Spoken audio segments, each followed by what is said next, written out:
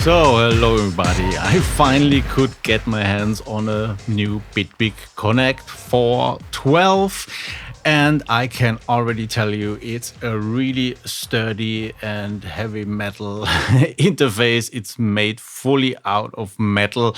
And in the box, besides the main device, you find some nice stickers. You can have never enough of stickers.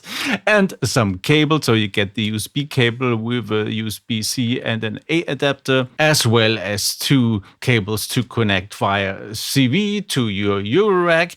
So it's quite a nice package already to get you going. But let's have a look at the device itself. What is it actually? Bitwig says it's a 3-in-1 device, but I think it's even maybe more than that. It's even a 5-in-1 device. It's really insane what is put into there. So what is it? It is a MIDI interface, sadly not with DIN adapters, but the small ones. But nevertheless, for such a small device, it makes sense, especially as most of the modules you have nowadays in your Eurorack also support this little format for the connection, and it's also an audio interface. And as the name implies, it's 4 inputs and 12 outputs, which is also a lot for such a small device. And it's not only a normal audio interface, it also supports CV, which means DC coupled inputs and outputs, which are here on the top. So 2 DC coupled inputs as well as 4 DC coupled outputs, which means we have 6 normal outputs at the back as well as 2 normal inputs on the back as well, but they are not so normal as well. So the first one is the only one you can use for a microphone. You also get phantom power for that, which you can toggle here. And for both connections, so the first and the second input, you can toggle between line input or an instrument input, which means you could also connect a guitar or a bass guitar to this device. Something interesting to note is if you connect a normal cable, you cannot switch to microphone input, which is also the case if I have connected nothing. So which means I can toggle between of them with a button on the back. So I could toggle now between line and instrument. And if I plug in here a microphone with an XLR cable at the back, it switches automatically to microphone mode. And here in microphone mode, you can now also activate the phantom power, which is not the case if you are in the other option. So you can now also not switch back to line or instrument. So if you want to connect a microphone, you need always to use an XLR cable and not one of these. And basically everything you get here on this control panel, which nicely also runs on Linux. So this is something I also need to point out here at the beginning, is this device is supported on Windows, on Mac OS, and on Linux, as well as iOS. So for Linux users, I think this is already a must device to have, because which other devices have actually a working control panel? So, and having microphone here, test 1, 2, you see you get the input. And if you switch here to the input, you can directly with this nice knob here in the middle adjust the input value to your liking as well. Same is for the second input here. You can adjust the input as well. That's basically the settings of this left part.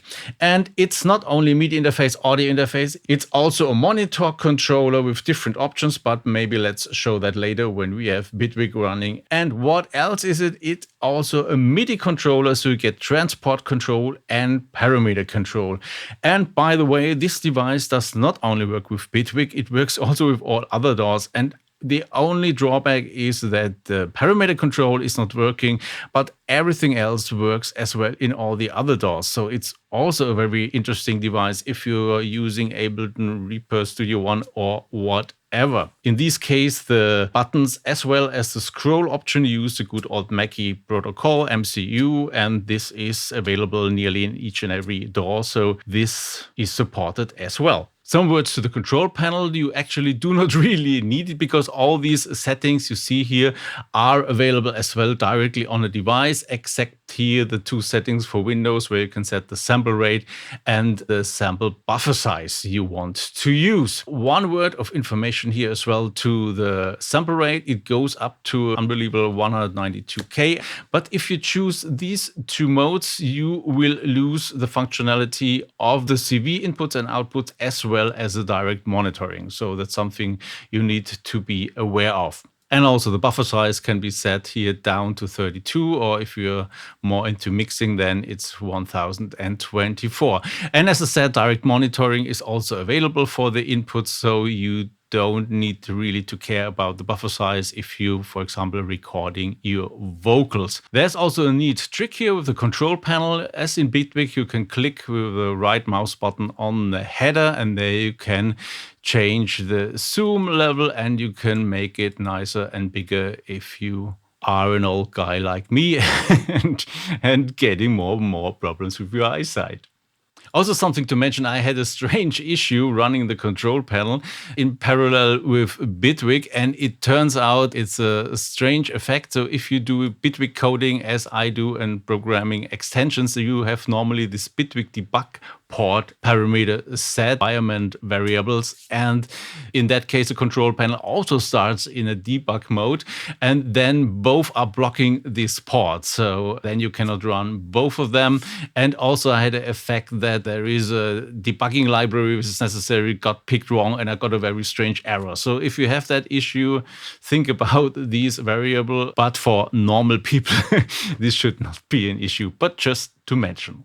So, but let's fire up Bitwig itself. And as I said, you can use it with any DAW, but with Bitwig Studio, you get a full integration of all the settings, which has also the nice advantage that you can store your specific settings. For example, if you have a microphone configured or you have a guitar configured, can be stored with the project itself. And you can even create templates for specific channel settings. For example, if you have different microphones which you switch regularly, you can configure and store them as a preset. And let's add here an audio track so we can see that.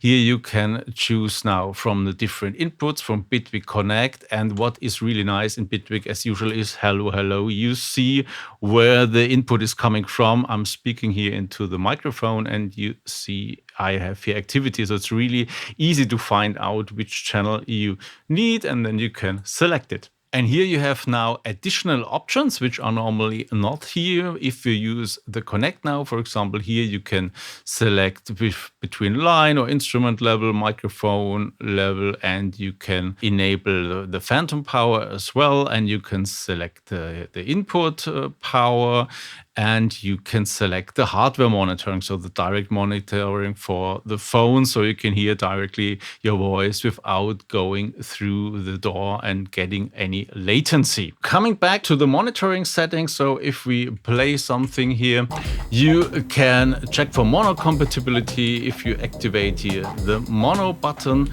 or you can route your outputs to different ones. So if you, for example, have two different monitor systems, you can toggle between of them, and there are even different settings for that. One option is to send it to outputs 3 and 4, where you might have connected your second pair of monitors, or you can send it to the headphones. And by the way, the headphones is a completely separate output, so you could even use it as an additional output or for pre-listening, and it's not dependent on the main output, which you also see. If you go here, you have your main monitor level, and if you go to phones, you have a different levels which you can also set here. And with that second setting, you can toggle between the monitor outputs and the main. So if you want to compare how does it sound in your headphones or on the monitor, this is a nice option to choose. So if you toggle to the headphones, you will no longer hear the monitors. And the last button here, it simply dims it down. So if, for example, you want to talk with someone, it's not that loud. And you can even set the level of dimming. Here you could even go down to 0, so you hear nothing, and could use this as a mute output switch. And by the way, headphone level, Even if cranked up, it's not massively loud, but that's something you need to check out yourself. If you are, for example, on a live gig with loud environment, it might not be enough and you might need to have another headphone amp. But as I said, you need to check that out yourself, if that is sufficient for you or not. But I also compared it with my Steinberg UR44C interface, which is also not louder than the Bitwig device. And yeah, the reason for that is also the powering, which is also something we need to mention. It has a USB-C connection, but it's actually USB 2, and the good thing about this is that it will work with each and every laptop you have available or computer, and you don't need a power plug. So this is really nice for being on the go, and that's simply what they could cram into that. There are also 80 LEDs all over here on the device, and this all needs power, and that they could make it to work with USB 2 even with phantom power is really a great achievement. But coming to the final thing is the controller settings that you have. So it's also a MIDI controller. And the main thing is the transport. As you already saw, I used it already several times. You can do play, I could do stop, and I could start arranger recording. And if you use it with the Bitwig button here, you can access here the other options. So you can toggle automation right with that. You can toggle the click, and you can toggle the arranger loop on and off.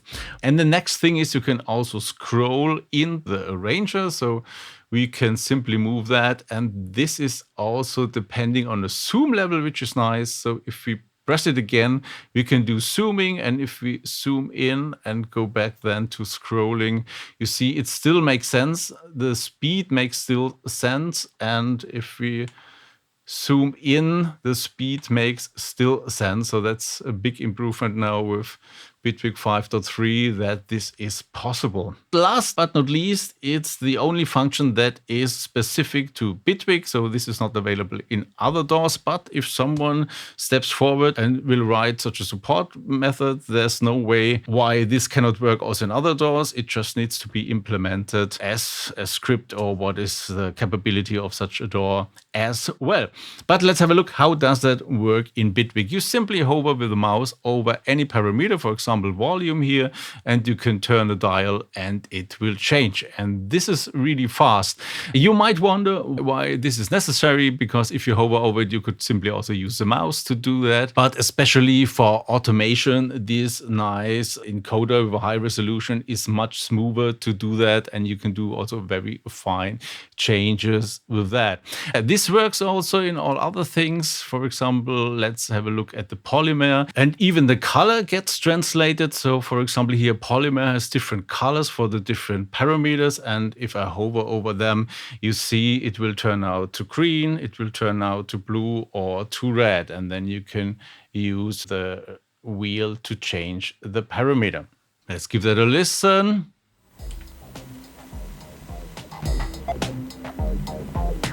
So it's very intuitive to make changes here.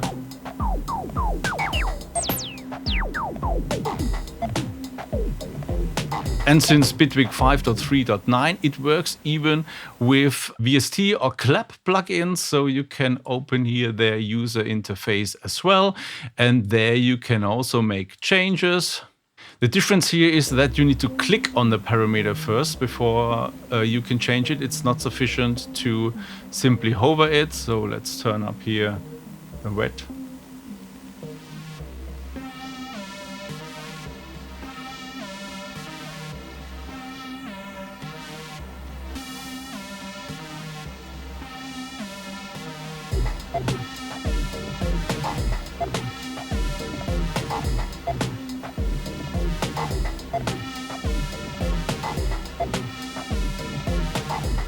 And what you can also do is you can lock such a parameter, which means you can move the mouse away from the parameter. You don't have to have it here. So if you want to lock it here to the filter, you can double tap on the knob, and then you can change it when you have moved away the mouse as well.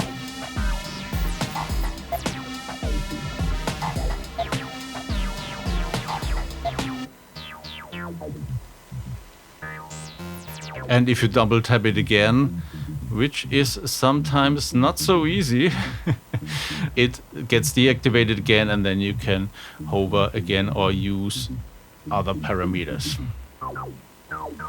And finally, let's have a look at the CV integration, which is one of the most interesting features. And I think it's a really good decision to have these inputs and outputs on the top, because then you can quickly change here your ins and outputs. And let's give that a listen here. I have one instrument here integrated to access my modular system, and I sending out here one gate signal and one pitch signal, which I configured here in this CV instrument, which is really easy and straightforward. And Bitwig has these calibrated in advance to be used with Bitwig, so it works correctly with the pitch out of the box. And here I selected the gate, which is output 9, and I selected here the pitch, which is output 10. And if we directly want to have it back into Bitwig, I can also select an input, which is here input 3. And then I could add here delays or reverbs or a compressor or whatever I wanted to have with that. So let's give that a listen. Pretty low rumbling sound. But it gets more interesting if we do some modulation with that. And I have here a modulation input on my plate, and this is also cranked up a bit, and it's coming here from output 12. And for that we can use here our CV output, which so far is only a parameter or a value, which you can change here manually.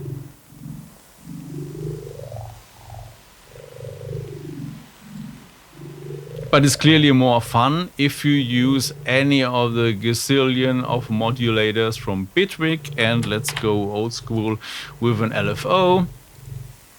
And you can say, let's change that here. And you can change the speed of that as well.